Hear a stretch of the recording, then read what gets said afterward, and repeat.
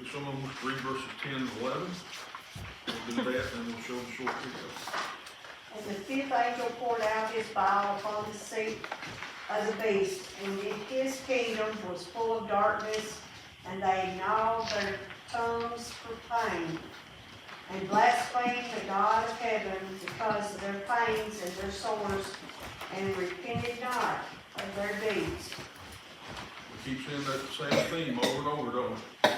Repented not and blasphemed. Man doesn't learn a quick lesson. The seed of the beast, as I say, we're speaking of Babylon. Babylon, we know from earlier studies in the book of Revelation that Babylon will be rebuilt during the Great Tribulation. The Antichrist will reign. There'll be a darkness over this area. How many of you knew that Babylon, there's already been one attempt to rebuild Babylon? If you do remember that, do you remember who did it, who tried to rebuild? We're going to talk about him here in just a second. Remember a guy named Saddam Hussein? Oh, Yeah. Most people remember him. We're going to watch a short video here, about 6 or 7 minutes. Talks about Babylon. Babylon, 4,000 years of Mesopotamia's rich cultural heritage. Ancient city of King Nebuchadnezzar, capital of one of the earliest cradles of civilization and birthplace of writing and literature. Today, following years of neglect and conflict, Babylon hardly evokes the same image of splendor. Visitors enter through a replica of the famous Ishtar Gate. The original was carried off in the early 20th century by European archaeologists and is now on display in Berlin. So what are we seeing right there that looks old? This is the inner walls. That's original. Original. Iraqi archaeologist Hadi Musa shows us an area some believe is the site of the mythical Hanging Gardens, one of the 7 wonders of the ancient world. Babylon today not only offers lessons of civilization's past, but also tidbits of insight into its more recent turbulent history. We meet Hussein Sahib, one of the guards here. He clearly remembers the first day in 2003 that American tanks lumbered into view, showing us where they stopped and set up a base. They occupied Babylon. They wouldn't let anyone in, he recalls. And we're told that this concertina wire left by the military is now supposed to prevent visitors from climbing all over the 2.5 millennia old Lion of Babylon, the symbol of Iraq. Excavations under the reign of Saddam Hussein left much to be desired. A lot of what you see is a cheap brick replica of what Babylon should have looked like in 600 BC. This here is all that is left of the original structure. Everything else has been rebuilt, much of it during a massive restoration project that took place in the 80s. And during the course of that, Saddam Hussein had bricks put into the walls, like this one here. Effectively, it was his way of trying to immortalize himself. They're thanking him, the writing here is thanking him. And it's very much what kings millennia beforehand used to do when they were rebuilding this historic city. Musa says conservation work done during the Saddam Hussein era might have made things worse. And Saddam actually built things on top of the site, like this lavish palace towering above Babylon. The former dictator's face remains engraved on its walls. There are no plans to remove it. It might have been a dark era for Iraq, but it's still a part of history. The Americans left their mark here too.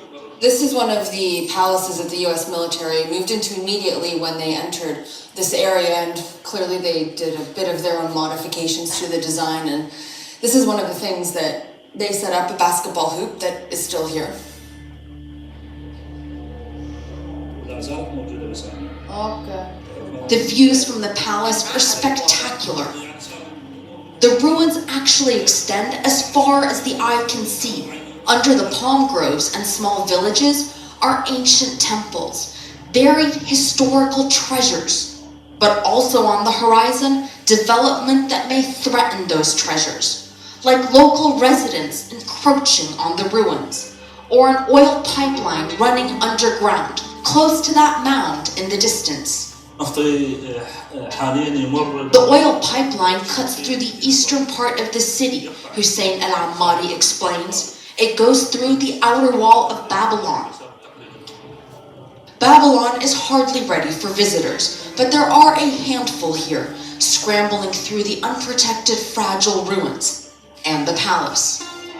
For many Iraqis, entering Saddam's palaces, once utterly off limits, is still a novelty. Never mind rollerblading through one. Zainab Muhammad came here with her family from Karbala. It's their first Babylon visit. We were just looking for a change of atmosphere, to have the kids see something different, she tells us. And this most certainly is.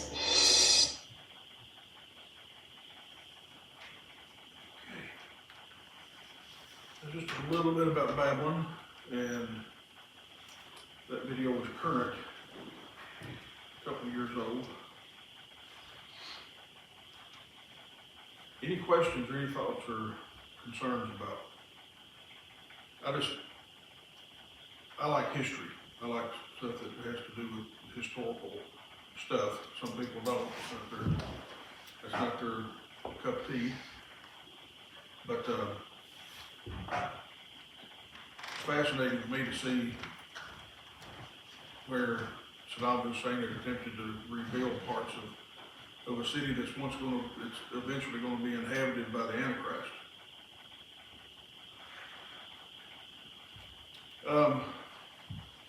We got down through verse 11.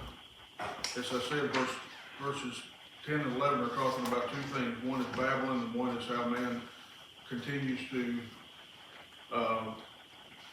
refuse to repent and actually goes a step further and blasphemes the name of God.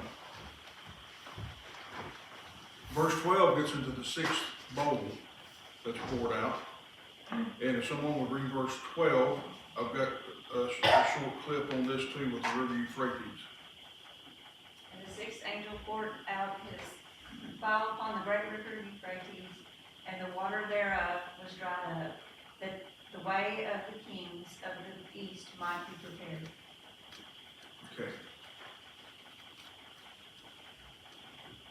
This has already been tested once. I talked about this early on when we first started the Book of Revelation series, and we got into talking about the river Euphrates back in one of the earlier chapters.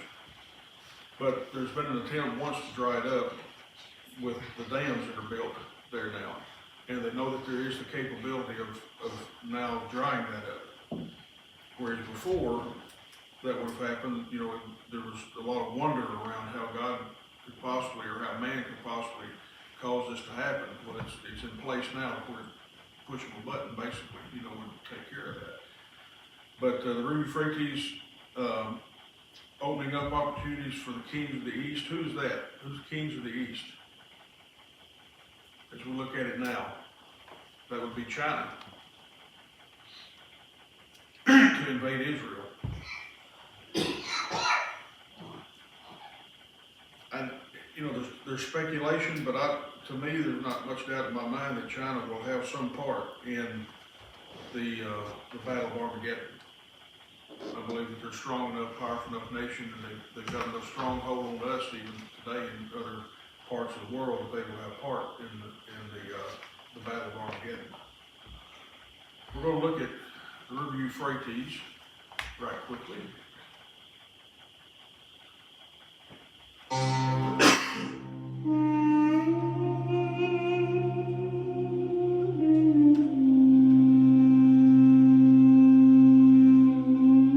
For the last 6,000 years, the Euphrates River has brought the areas of Turkey, Syria, Iraq and Saudi Arabia unprecedented success. It's been the main source of water for the region, and with it, growth and fertility are unlike anything they've ever seen before.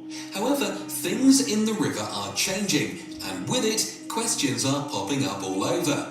Join us as we dig deeper into the terrifying details scientists have revealed about the changes in the Euphrates River and what it could mean for the future of mankind.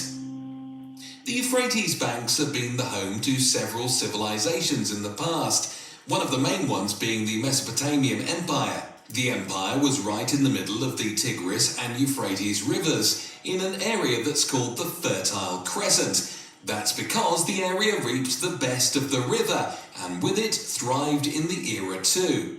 Today, that area is in Iraq. The 1,740-mile river is officially the longest river in all of Asia. Starting off in Turkey, the river makes its way through Turkey, Syria and Iraq before becoming one with the Persian Gulf. As the world has changed over time, so has the river basin. Humans have moved in very close to the river, altering the way it naturally flowed thousands of years ago. The ancient city of Babylon was one of the first to thrive off the Euphrates River. The city grew extremely powerful, and with it set the precedent that whoever controlled the water of the river might just reap the most success.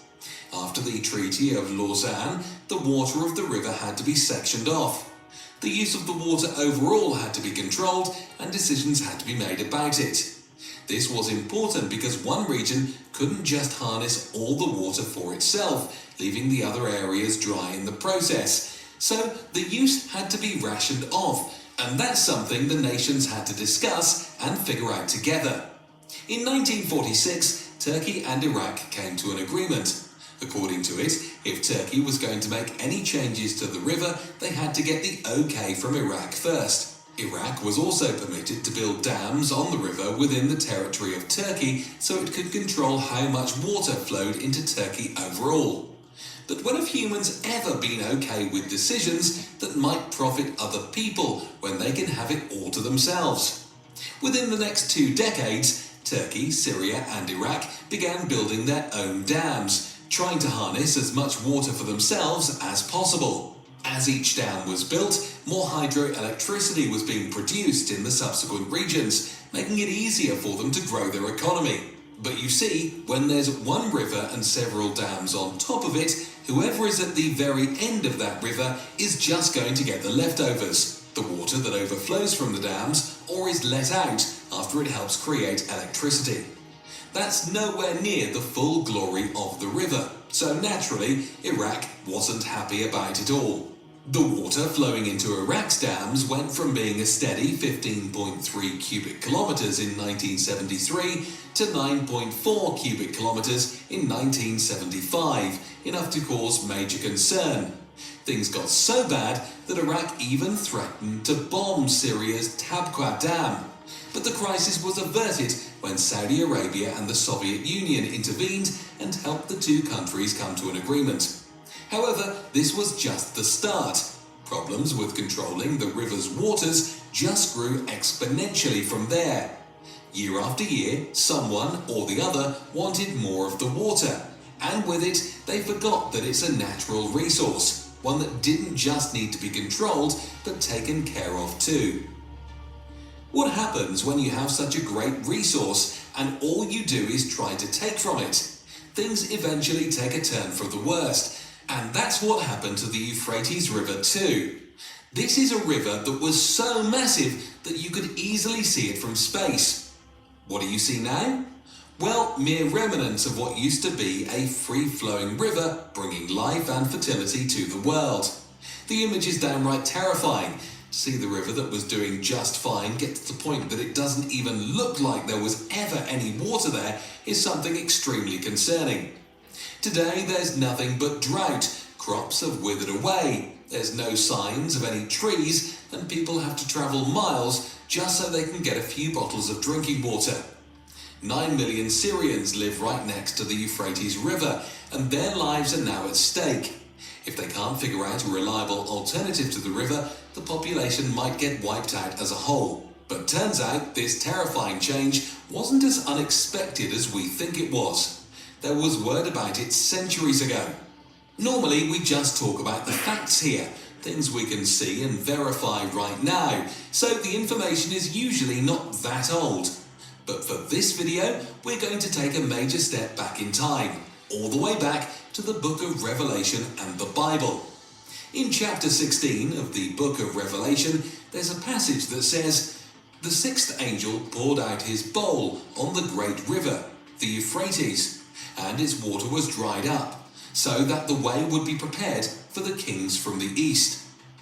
What this means is that when the bowl was placed, the water from the river was scooped away and the river dried up entirely. It might have been the cup in that era, but it's the dams in this one. We've created a cup that would scoop all the water away, leaving nothing but land underneath.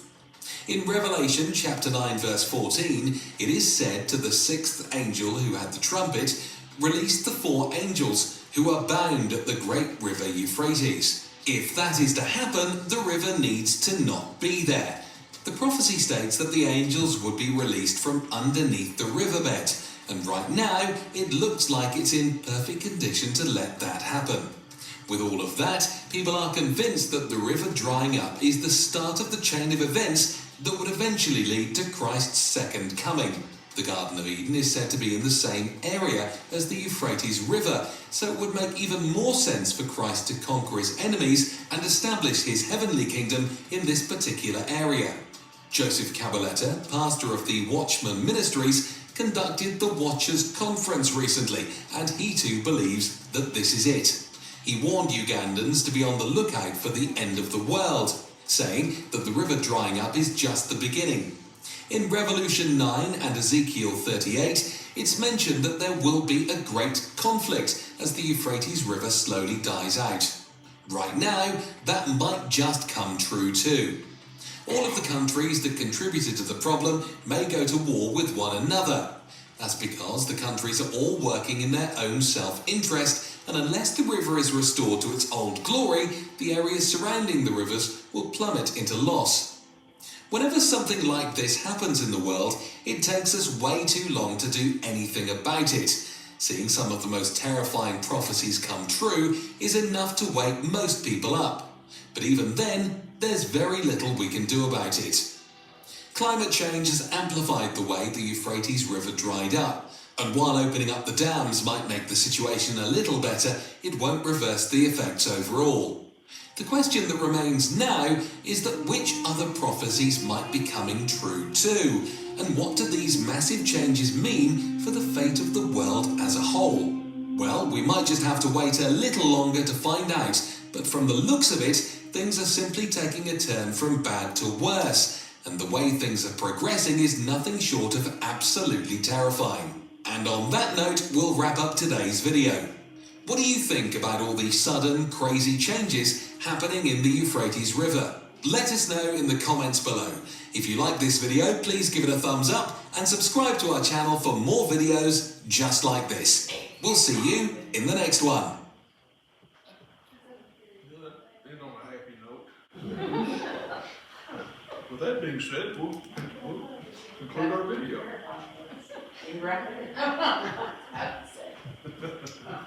So we went again. Yeah.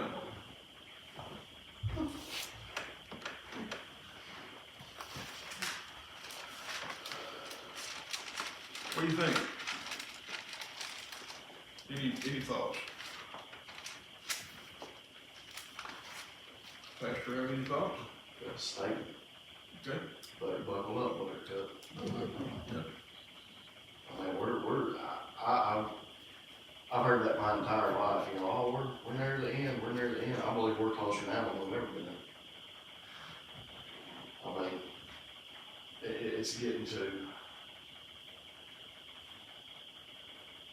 you know, and that was always the thought I had, you know, and he said it like a cup in the bowl. You know, that's exactly what it is, the dams have shut it down and we're close. No man knows the hour nor the day. No? What you know about by the signs. And they to see things like that follow the scripture the way it does. But it's also concerning knowing that the unknown of what's already taking place that we don't know, that we don't see, like even the mark of the beast, you know, the chip readers and cards and phones. I know we've talked about that before, but we're using that now. We may not even realize that is the mark of the beast that comes, you know. Because I'm sure when they dammed that river, they weren't thinking of scripture, they were thinking of their own needs for their country. Right. And then it ended up drying it up and following scripture to the T. So the things that we're putting in place now, like Brother Tom said, I mean, we just don't know how close we are to it. But the thing is, man will fulfill God's word even when he doesn't mean to. Right. Even though that's not the intent. That's what prophecy's all about. I mean, that's, It will be done. it will. Absolutely. Any other thoughts before we move on?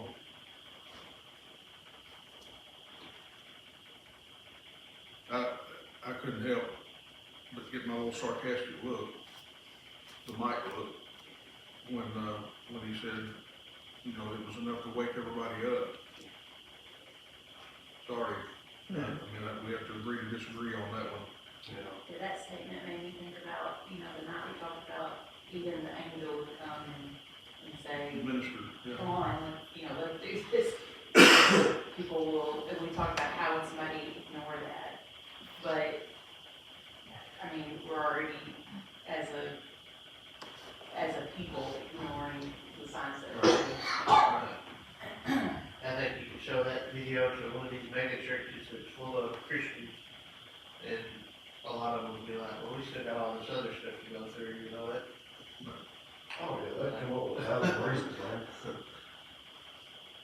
And that will be in part how it'll be handled when the rapture of the church takes place. You know, you say, how in the world can you ignore that many people been missing at one time? There'll be an explanation for it. We're good at explaining away things that God's got intended, you know. We're good at explaining away those things in man's terms. We get a lot of practice because we already explain things that happen, like politically and big picture things that get written off as other things. We're already becoming professionals as a country, for sure.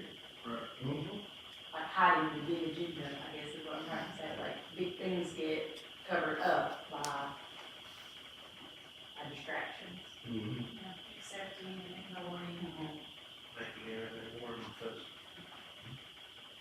Well, all I can say, ladies and gentlemen, is it's happening, and it's happening.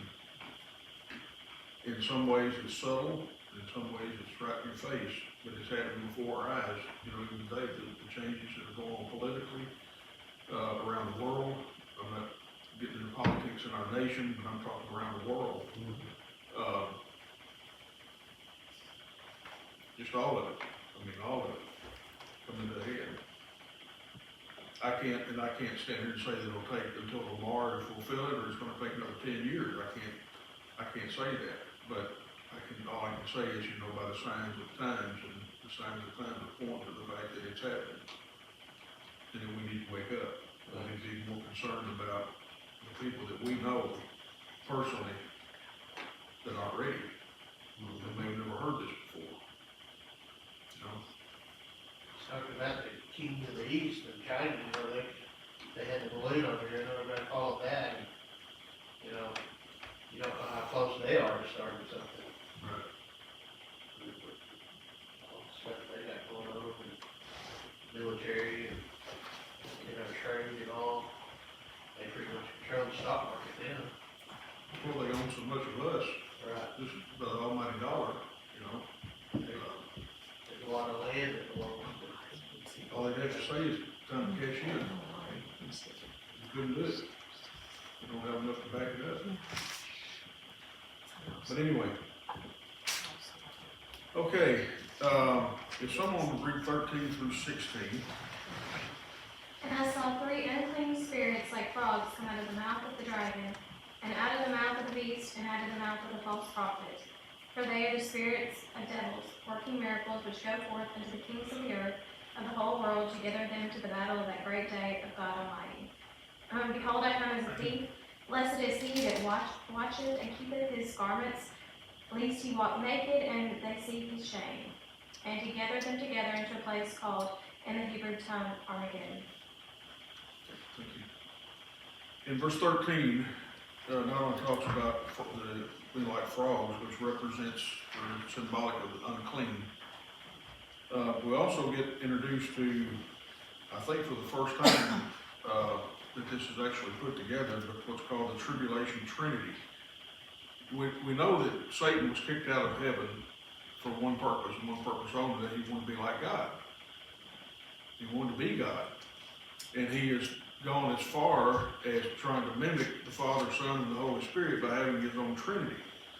And in the book of Revelation, we're seeing here, not only in the book of Revelation, but during the tribulation period, we're given an view of this, called the Tribulation Trinity, which is Satan, the Antichrist, and the false prophet. That's the Tribulation Trinity. In verses 14, 15, and 16, and I'm summing these up, the spirit of the Trinity, combined forces, call to the kings of the eastern nations and coax them to invade Israel and fight. Largest battle ever fought on earth, the Battle of Armageddon. There's over the course of history, there's been a number of battles that have been fought on land, and this will be an old-fashioned war fought on land. But I'm going to give you the top 5 bloodiest battles on earth. The 5th one was the Battle of Gettysburg in 1863. Had about 46,000 folks that were killed during that battle. The 4th one was the Battle of Cannae, which was in 216 BC, in which there were over 60,000 people killed. The first day of the Battle of Somme was actually July the 1st in 1916. There were 68,000 people killed during that battle. Number 2, the Battle of Leipzig, which is in Germany. In 1813, there were 84,000 killed. And in the Battle of Stalingrad, 1942, 1943, 1,971,000 were killed during the Battle of Stalingrad. There will be more than that killed during the Battle of Armageddon. We tried to do some fast calculations in here one night when we talked about the furlong and how the blood spill would be 4 feet deep and over 200 miles long. That actually, our calculations were actually conservative compared to what will actually be involved, because the furlong doesn't calculate for all of the actual killings that will take place and all the actual death that will take place, not only by man but by other events that are going on in the environment. So anyway, the Battle of Armageddon will be a battle that will be fought on land, and we know it's going to be more than 1,971,000. We're looking probably closer in the 2 millions to calculate all that. It's a lot of folks, a lot of blood. Verses 17 through 21, someone will read those. We're going to get into the pouring out of the 7th bowl.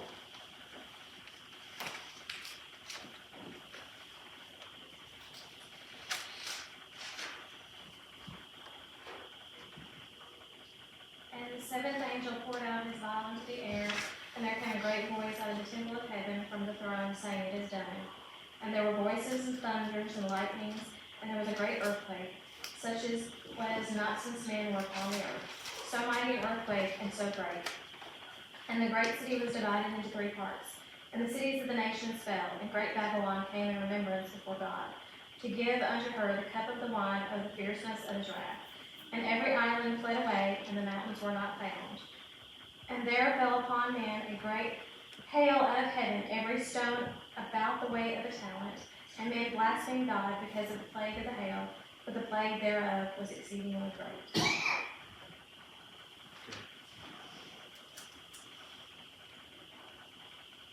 Got just a couple of things that I want to say, but one is, in verses 17 and 18, poured out upon the air. This is a smothering heat or humidity and a stench that will be a fallout from biochemical exposure, followed by mighty earthquakes. Back when my grandfather used to preach, he was a Pentecostal preacher, and he taught the book of Revelation. But he would make the statement, folks, I don't see how this can happen, but it says right here that it's gonna happen, so I know it's gonna happen. Well, we can back up today and remove the first phrase of I don't know how it's gonna happen, because we can see today how things are set up for things to happen. Biochemical exposure. Knew very little bit about that in the 1940s and 50s and, in the early 60s when he was preaching. Knew very little about that.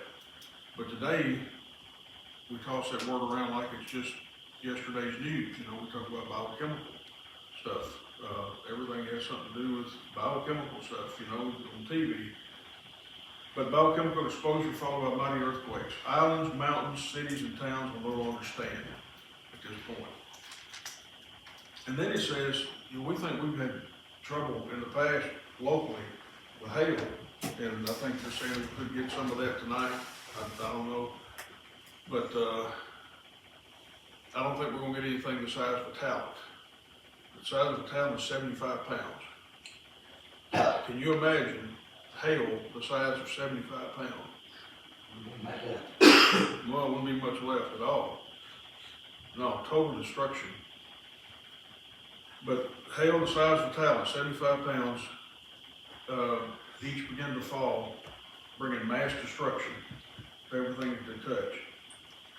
Man's reaction to this is blaspheming and cursing God Almighty. Talk to me about that. Preacher, talk to me about this. We're already seeing that, man. I mean, I have talked to people, I've witnessed in places, man, that people literally have already went out just because they think school got 666 tattooed on them. Oh, yeah. Pentagrams. You would be amazed at the culture shock that you would see right here in Western Tennessee. We don't see it because we're not looking for it, but it's there. I could be walking through Walmart. I don't shop in Gibson County much just because of my job. Just to avoid, running into somebody I've encountered throughout the job or whatever. But we was walking through Union City Walmart a couple weeks ago, and this guy's in there. I mean, looks like an average Joe, and he's got pentagram rings on, and I kid you not, his T-shirt said "I love Satan." Yeah, he was proud of what he believed. He was full-fledged Luciferian. I mean, I talked to him. What's he gonna do? Kill me? Can't kill me. I'm gonna live. So I might shut off this old tent, but I know where I'm spending eternity. So I think that the statement, I know this, it's already happening all around us. People are cursing God. God's doing this, God's doing that. People are giving God credit for things God ain't got nothing to do with. And they're giving the enemy credit for things he ain't got nothing to do with. And it's turmoil in itself. Self-decision, free will brings on a lot of animosity toward God. Free will also brings on a lot of, well, God didn't do this for me, you know, this is just the way I live, and I don't want nothing to do with God, I don't want nothing to do with church. And I mean, it get down right to it, we could see that everywhere we go. I see it a lot, especially at work. You would be surprised how many people, you know, had an altercation and looked genuinely like a instance. We had one, he was a doctor. You wouldn't have thought nothing of it. He didn't have a DUI, he didn't have drug charges, he had a domestic assault on a Jehovah's Witness. Because he didn't believe in God, and he didn't want to talk about it, so he slapped the guy. What's the purpose? A doctor. You know, you'd be surprised if you just talk to people. Simple conversation will tell you a lot about what people believe. Well, as I said,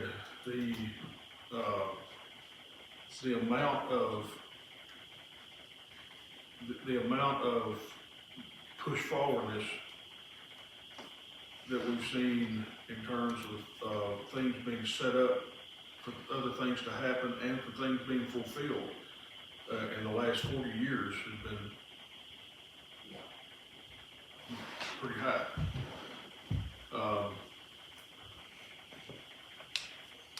You know, I worry about our kids, I worry about